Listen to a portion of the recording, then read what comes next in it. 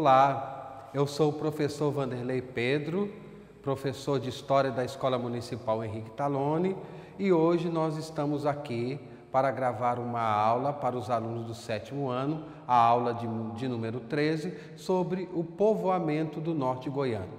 Nós moramos aqui no estado do Tocantins e nós sabemos que é muito importante estudar a história do nosso estado, até porque futuramente vamos fazer concursos públicos, vestibular, e a história do Tocantins vai ser cobrada de nós. Então nós vamos hoje ver como é que começa a história de como Tocantins foi povoado, como os primeiros habitantes chegaram aqui até o estado do Tocantins. A história do Tocantins não está desassociada, não está separada da história do Brasil. Ela está integrada à história do Brasil. E para a gente compreender como o Tocantins foi povoado, nós temos que entender alguns aspectos também da história do Brasil. Vejamos, alguns historiadores gostam de chamar o período colonial brasileiro de América Portuguesa. Outros historiadores já preferem utilizar o nome Brasil Colônia. Mas nós vamos usar aqui o que é mais convencional ser usado, que é América Portuguesa. A América Portuguesa, quando começou a ser colonizada pelos portugueses, hoje território do Brasil, ela começou a ser colonizada pelas faixas litorâneas, pelo litoral. E durante 30 anos praticamente, os portugueses não tiveram interesse nas terras onde hoje é o Brasil. Após 30 anos que eles exploravam o litoral, o pau-brasil, eles criaram as capitanias hereditárias. Posteriormente, após ter duas capitanias ter dado certo, a de São Vicente e a de Pernambuco, boa parte do país ainda não tinha criado uma agenda econômica para os portugueses. Então foi criado o governo geral e o primeiro governador, Tomé de Souza. A implementação de um modelo econômico que foi a produção do açúcar, os engenhos de açúcar. Posteriormente, na concorrência com o mercado internacional, principalmente com o açúcar produzido nas Antilhas pelos holandeses, os portugueses acabaram perdendo esse mercado. Então começa uma série de movimentos chamados entradas e bandeiras, cujo objetivo era ocupar e expandir o território colonial. Os bandeirantes estavam interessados nas riquezas que o interior podia produzir, então as riquezas que estavam no interior do Brasil. Então começa uma expansão para o centro-sul. As pessoas começam a deixar as áreas litorâneas e começam a ir na direção centro-sul do Brasil, onde hoje estão os estados do Tocantins, o estado de Goiás, o estado de Minas Gerais, o estado de Mato Grosso. Os bandeirantes começaram então a explorar essas terras com o objetivo de capturar índios, com o objetivo de buscar novas terras. Bom, alguns movimentos foram importantes para que essa expansão territorial acontecesse.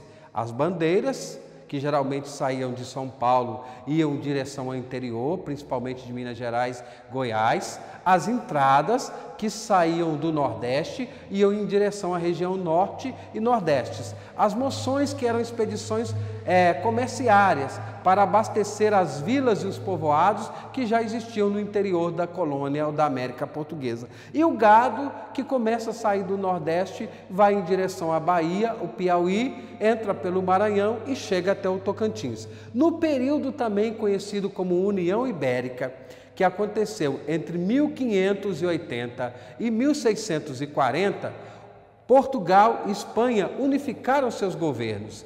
Nesse momento não havia mais sentido respeitar o Tratado de Tordesilhas. Então as expedições, geralmente saindo da região norte, elas entraram os rios amazônicos, o rio Tocantins, em busca das famosas drogas do sertão. O que eram essas drogas do sertão? Guaraná, castanha do Pará, a borracha produzida pela seringueira, pimenta e outros ingüentos, outras plantas que eram utilizadas na época.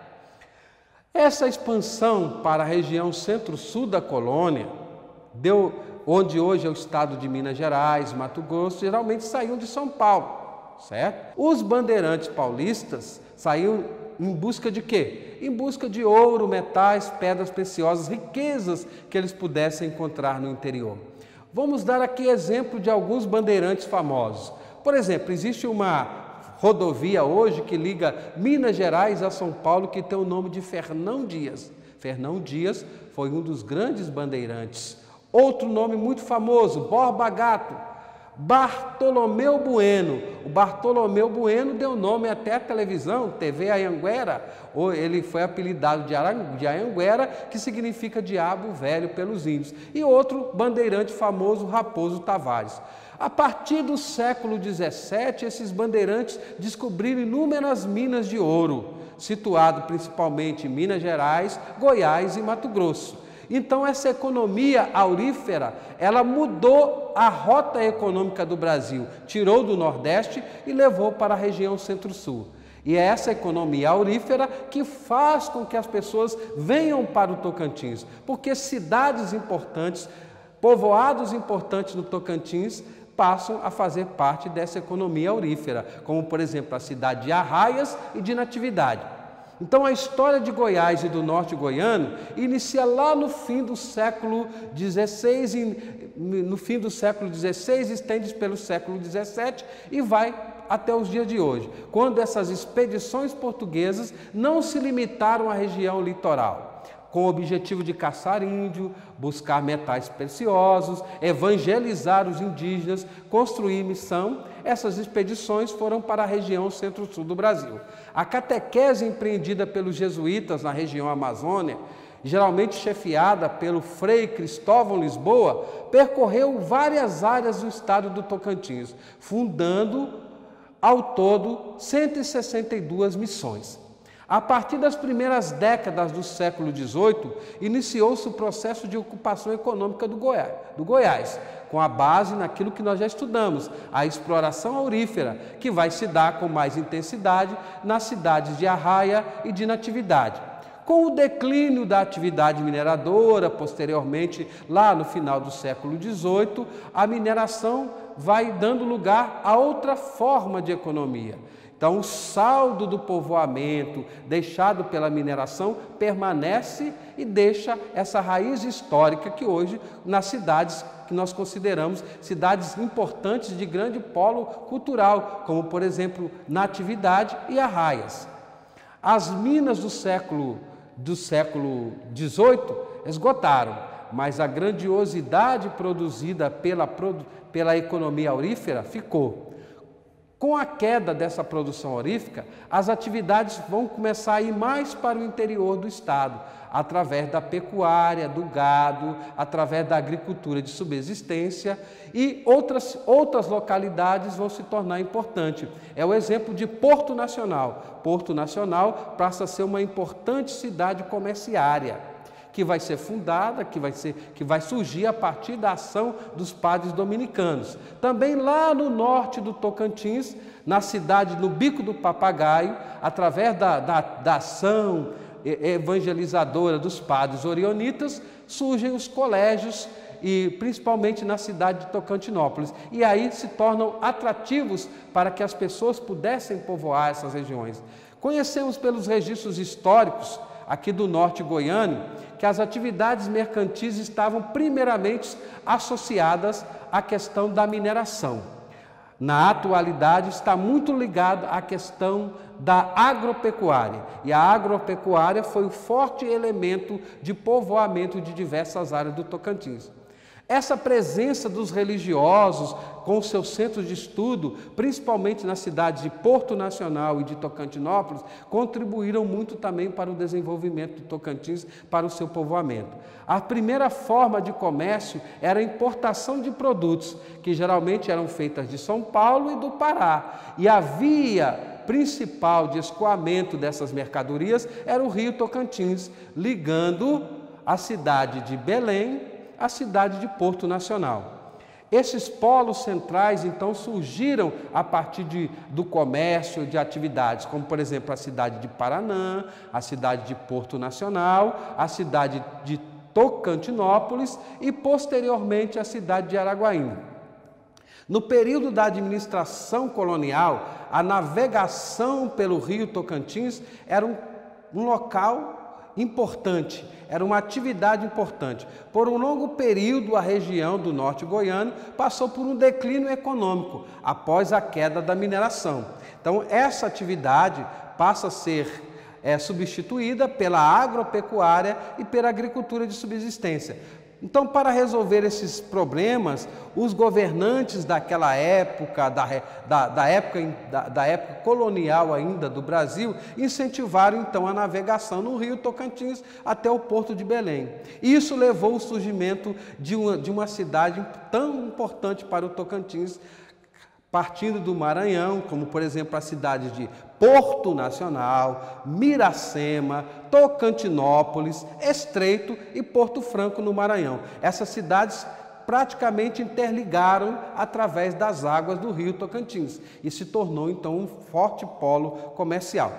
Nas décadas de 1950 e 1970, uma coisa foi primordial para o desenvolvimento do estado de Tocantins. Nesse período, Tocantins o Brasil já era um país independente, nós já havíamos passado por diversos processos políticos e nós estávamos vivendo o auge da República Brasileira. Então, com a eleição do presidente Juscelino Kubitschek, lá no ano de 1955, começa então um grande boom de desenvolvimento do Brasil, chamado Era do Desenvolvimentismo. E o nosso amigo presidente Juscelino Kubitschek resolveu então construir uma longa rodovia ligando Brasília a Belém. Primeiramente, ele teve que construir a cidade de Brasília, que não existia, e posteriormente ele veio construindo a famosa Belém-Brasília. A Belém-Brasília foi o impulso de integração e de povoamento do Tocantins, porque às margens da Belém-Brasília surgiram cidades importantíssimas, cidades, por exemplo, como Gurupi, aqui no sul do estado, Paraíso, Araguaína, Colinas. Se nós pegarmos hoje o nosso carro e começarmos a fazer uma volta pela Belém-Brasília, nós vamos ver que as principais cidades, as principais atividades do Tocantins dependem dessa importante rodovia. Então, meus amigos, a história do Tocantins recente começa lá na história do Brasil colônia, quando os portugueses deixaram a parte litorânea e passaram a vir para o interior do estado, para o interior do país, povoando, e chegaram aqui à região do norte goiano. Nós não podemos esquecer também do importante papel exercido pelos missionários católicos, principalmente na fundação da cidade de Porto Nacional, que é o caso dos dominicanos, na cidade de Tocantinópolis, os padres orionitas. E por fim, lembramos dessa grande obra que foi a rodovia Belém-Brasília, que hoje entrega o estado. Hoje nós temos uma economia muito forte ligada à agropecuária e ao desenvolvimento da agropecuária. O agronegócio hoje faz parte cotidianamente da vida do Tocantins. E essas questões a gente vai guardá-las, vai memorizá-las, porque nós vamos precisar muito delas futuramente para nós desenvolvermos as nossas atividades e também para realizar as nossas provas de concurso. E a coisa mais importante que nós temos é que estudar mesmo a história do Tocantins, conhecer a fundo a história do Tocantins. E vocês, caros alunos do 7º ano, podem ajudar os vossos pais, os vossos irmãos, aquelas pessoas que estão interessadas em fazer concurso, lembrando que vocês já tiveram essa importante aula estudando aí os aspectos históricos de povoamento do Tocantins. Desejo que vocês tenham bons estudos. Não esqueçam de acompanhar a videoaula juntamente com as atividades disponíveis no Palmas Home School. Desejo a vocês uma boa sorte, bons estudos e até a nossa próxima aula.